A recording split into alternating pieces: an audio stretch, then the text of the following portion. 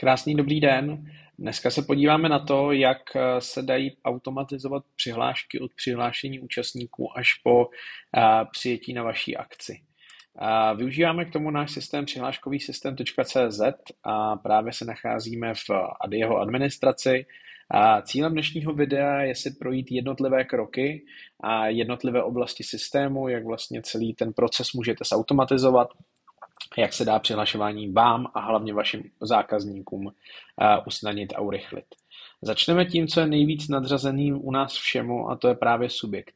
Subjekt je věc, kterou vy si vyplňujete vždycky při úvodním nastavení a v rámci subjektu si nastavujete, subjekt se v podstatě rovná nějaký právní subjekt, to znamená firma, právnická, případně fyzická osoba. Nastavujete si název, IČO a všechny potřebné informace. Celý systém je z 99% plně automatizovaný, proto my k tomu využíváme i propojení na banku. V případě, že si tady zadáte kód banky, tak vám následně vyskočí možnosti, díky kterým můžete propojit platby a můžete tak automaticky kontrolovat a odesílat fakturu, případně potvrzení plateb. Zároveň tady máte možnost vyplnění IBANu, který slouží z velké části právě ke generování QR kódům vašim zákazníkům.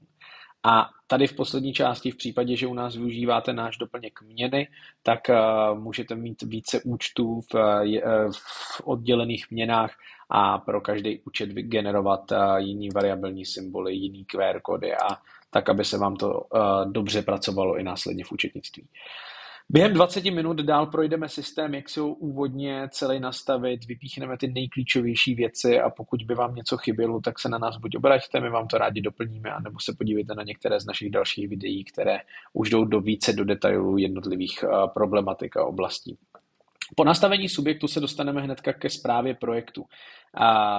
Ve správě projektu vy vidíte přehledně všechny vaše projekty, se kterými pracujete. Pro nás projekt se rovná typ akce. Není to věc, která je vázaná oproti turnusu, který je vázaný na termín, tak projekt vázaný na termín není, ale projekt je něco, k čemu vy vytváříte přihlášku a tu přihlášku si můžete v systému sami zadefinovat tak, aby splňovala veškeré vaše parametry. Máte tady možnost si vygenerovat jednotlivé iframey, stačí jednoduše kliknout na tlačítko kopírovat a skopíruje se vám odkaz na tu danou věc. Když se na to podíváme, tak se můžeme mrknout i na to, jak vypadá například takhle přihláška v praxi, to znamená můžete vybírat a vidíte to na naší URL adrese, ale výhoda iframeu je ta, že si ji přímo dostanete k vám na web. Stejně tak se dá pracovat s přehledem turnusu, případně potom s kompaktním přehledem, který si můžete pomocí kódu upravit, aby splňoval veškeré vaše parametry. Projekt si můžeme vytvořit, na začátku si definujeme, jestli se jedná projekt pro jednotlivce, případně jednotlivce s výběrem místa, slouží to primárně pro nějaká divadelní představení, případně prodej lístků na vaše akce, anebo budete chtít hlásit se jako tým. Já si vyberu dneska cestu jednotlivce, ten projekt se vám vytvoří, vy si ho v přehledu projektů následně můžete upravit, vytvořit mu nějaký název, to znamená například testovací subjekt, můžete si k němu vytvořit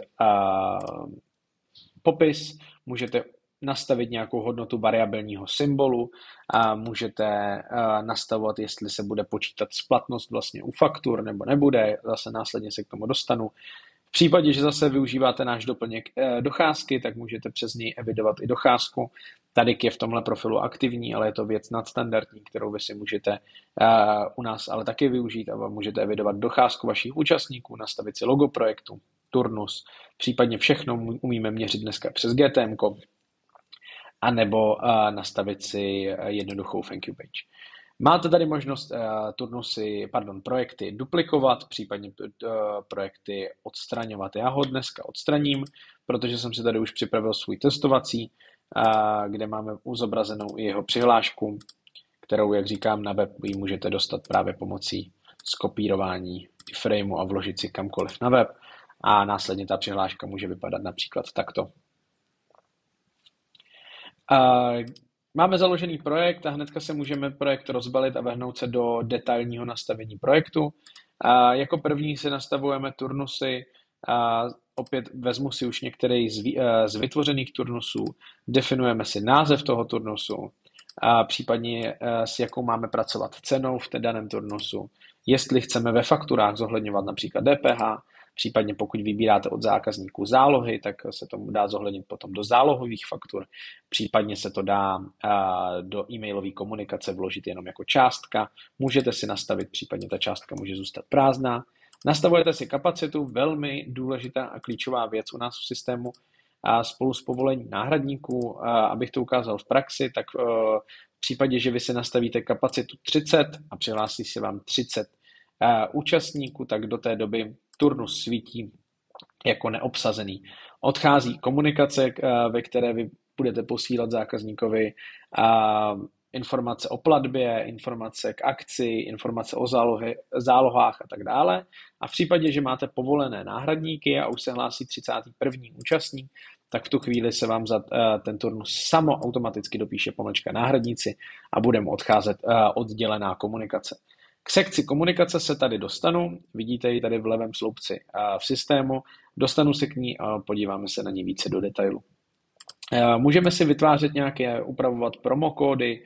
A promokódy opět jenom ve zkratce, můžeme si přidávat libovolný počet kódů, díky kterým vlastně můžeme zákazníkům upravovat ceny, můžou to být vaši pravidelní účastníci, anebo jste se rozhodli jenom pro nějakou akci, můžete si kód vytvořit a nastavit, jaká bude finální cena po aplikaci tohoto kódu.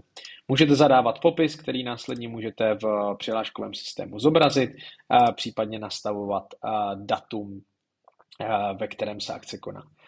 Turnus si nastavím samozřejmě jako aktivní a všechny tyhle informace si můžu následně uložit.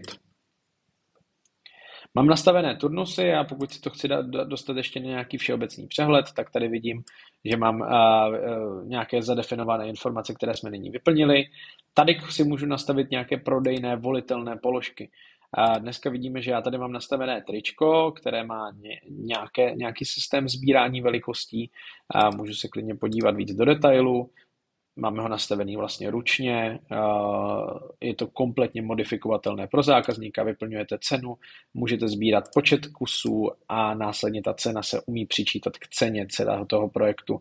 Takže vlastně si z toho uděláte jednoduchý takový malý e-shop, aby ti zákazníci každému došla personifikovaná cena podle toho, jakou variantu té vaší akce si vybere. Případně máme náma předdefinované velikosti a to využíváme tady u Mikin. V praxi se to potom může dělit například takto,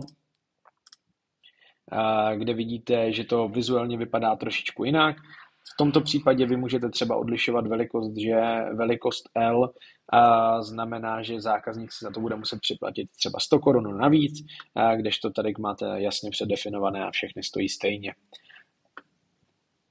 Máte tady taky speciální komunikaci, vždy celá komunikace probíhá na úrovni projektu.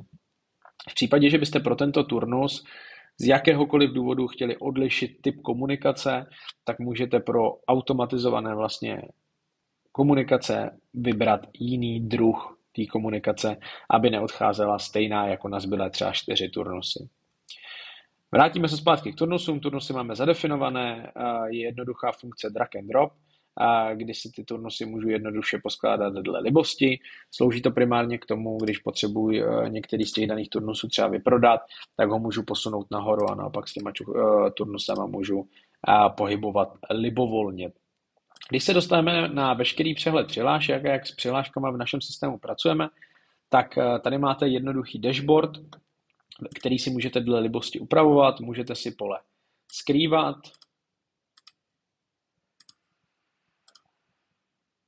a nebo naopak si můžete pole libovolná přidávat. Vždy se tady tohle volitelné pole tvoří na základě vašeho vizuálu, vaší přihlášky, abyste mohli zobrazit informace, které jsou v daném období pro vás naprosto klíčové. Všechny přihlášky si můžu jednoduše filtrovat, například dle turnusu, tady vidím, že mám třeba 60 přihlášek, tady vidím, že mám 7 přihlášek. Můžu si zobrazovat, po kolika se nám zobrazují přihlášky na dané stránce a s těma přihláškama dál můžu pracovat.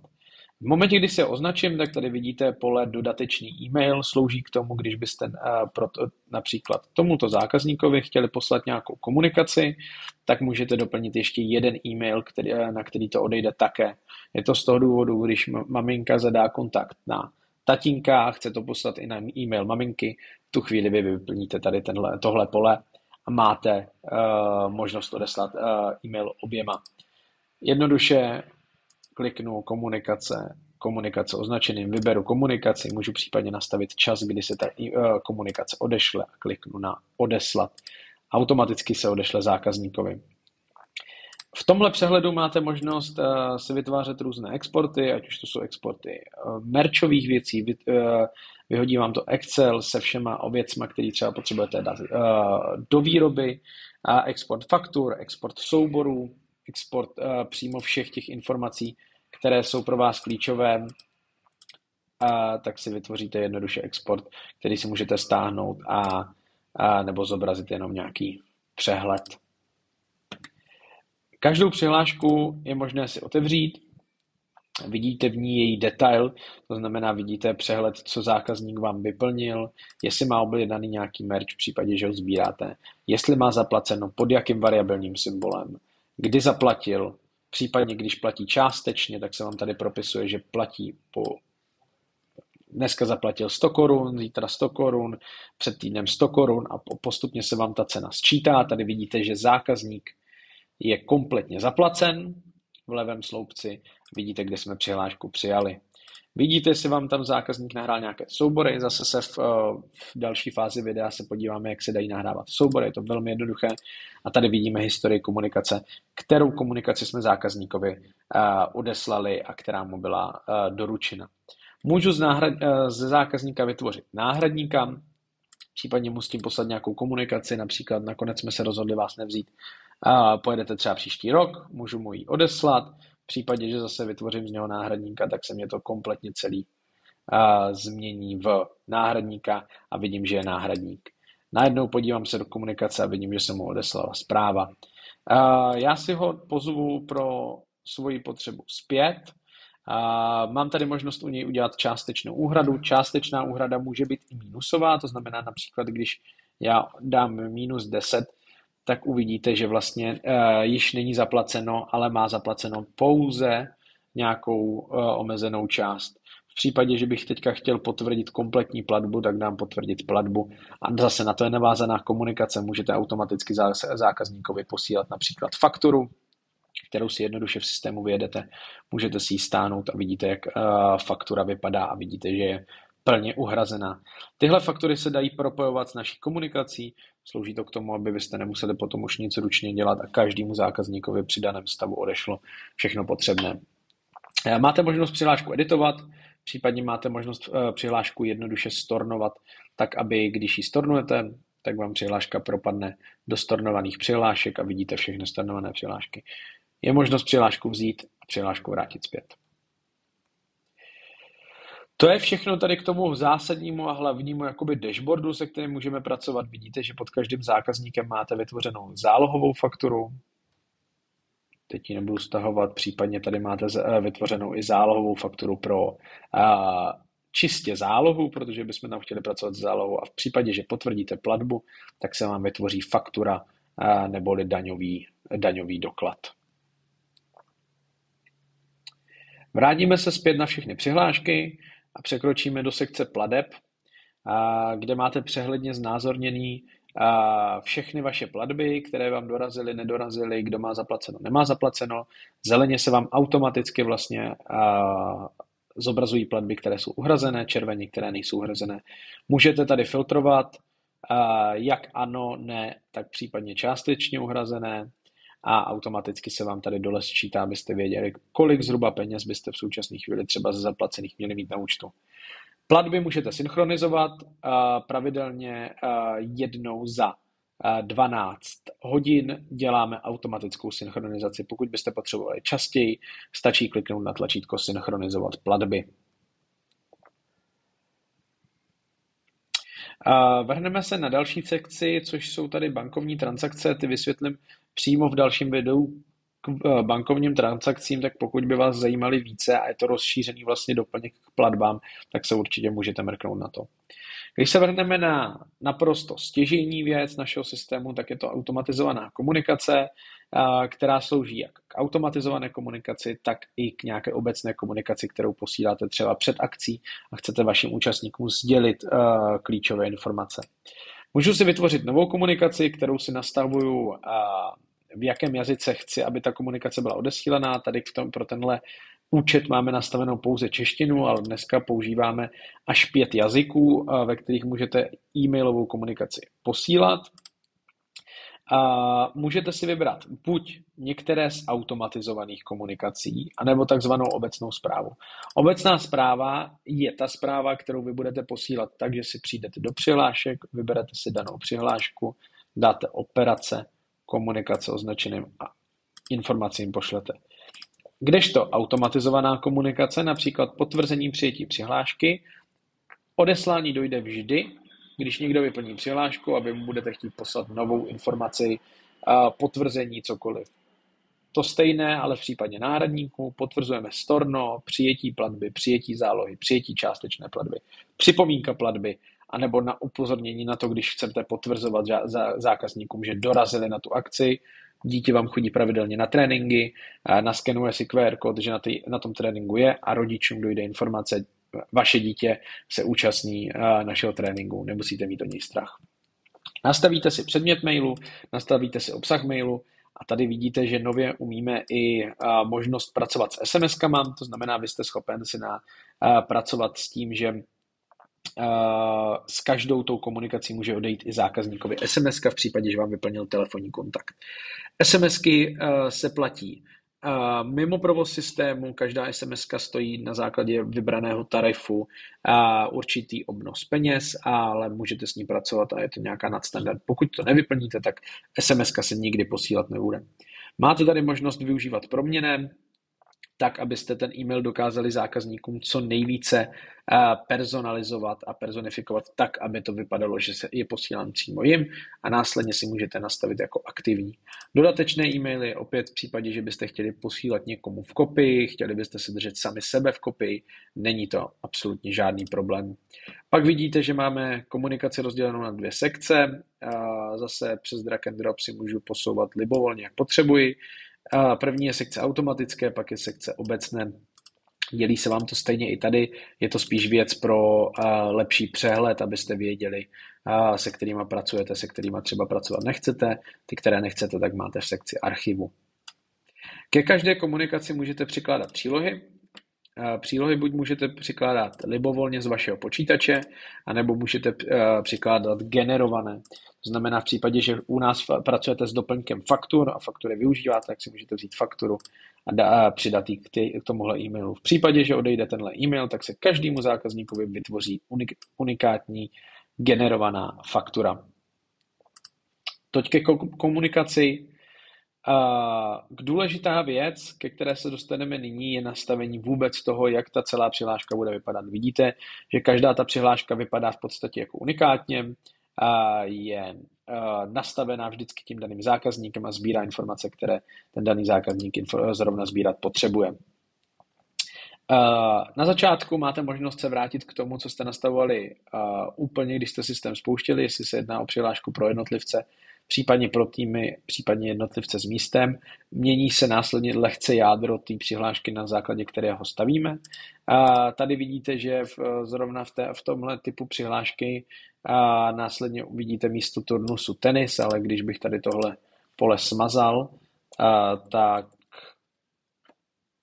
a dal uložit, tak se mě tam vrátí pole turnus a můžeme přejít dál. Máte možnost vybírat jeden nebo více turnusů.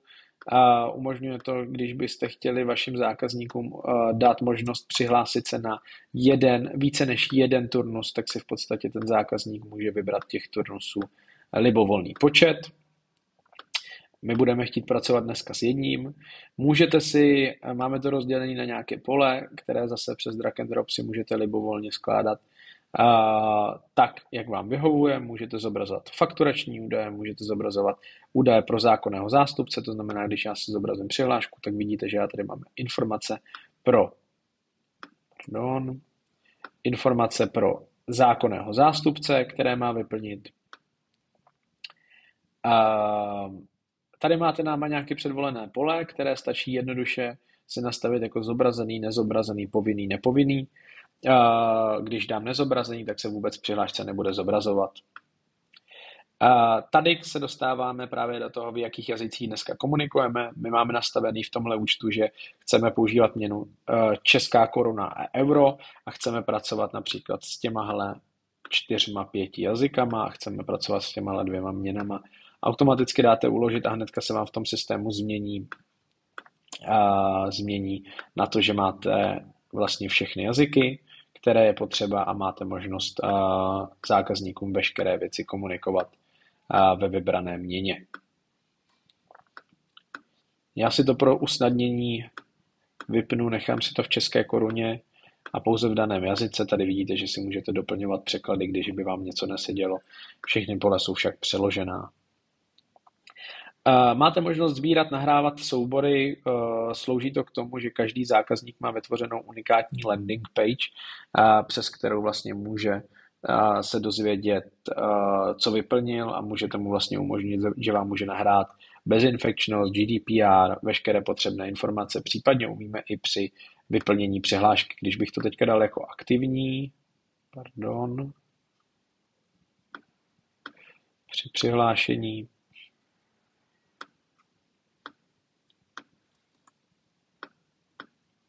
a vyplní, tak tady má možnost nahrát nějaký soubor. Dále máte možnost si nastavit e-mail projektu, to znamená e-mail, na který budou chodit veškeré odpovědi na e-maily, které vy z toho systému pošlete. Můžete si zasílat notifikaci o tom, že se vám někdo nový přihlásil, nastavovat si připomenutí platby automatizovaně, zase pokud vám někdo do 30 dnů nezaplatí, odejde komunikace připomenutí platby a název skupiny merch.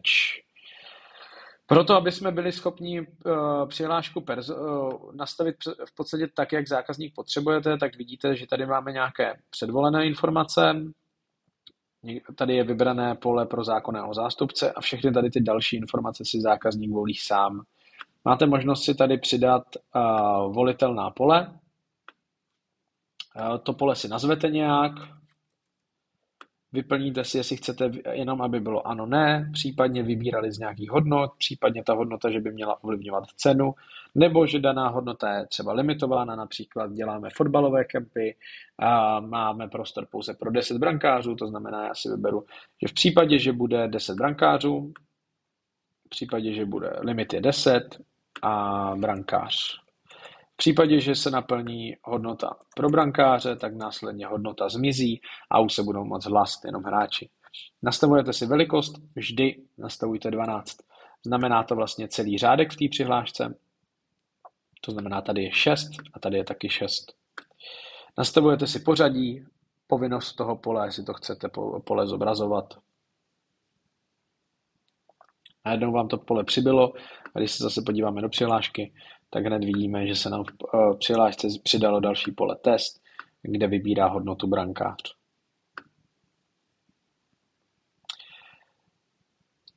Toť za nás k tomu úvodu na 90% vše.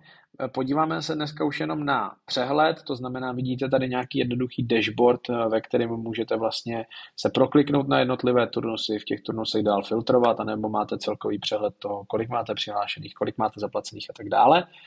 Máte možnost přes lupu vyhledávat jednotlivé přihlášky, když se tady podívám například na jméno a napíšu si ho zde, tak vidíte, že mě najde všechny, u kterých se používá slovo test. A tady vidíte, že to zřejmě bude někde obsaženo v rámci mailu, anebo tady vidíte, že dneska máte vybrali hodnotu test. To znamená, máte tady nějaký přehled, máte tady přehled nových přihlášek, je to brané, když bych se teďka odhlásil a přihlásil znovu, tak už se mě to zmizí samo, ale pokud se neodhlašujete, tak si je můžete ty přihlášky skrýt a vidíte, že jsme zpět na nule. Hlásí vám to celkový počet neuhrazených přihlášek, plně neuhrazených, to znamená, že to částečně uhrazená je pro nás braná jako neuhrazená přihláška. A vidíte tady nějaký přehled novinek. To jsou novinky, které pravidelně importujeme do systému a tím celý ten systém zlepšujeme, aby vy jste z toho měli ještě jednodušší práci s vašima přihláškama. Pokud by vás zajímalo něco víc do detailů, určitě mrkněte na naše další videa, kde se zabýváme jednotlivou problematikou celého toho systému, jak to správně nastavit, co si tam nastavit, proč si to takhle nastavit. A určitě vám to pomůže, pokud by vám to nepomohlo, tak nám napište a rádi všechny věci vysvětlíme přímo vám, aby jste systém využívali ideálně naplno a šetřil vám co nejvíce času. Mějte se krásně a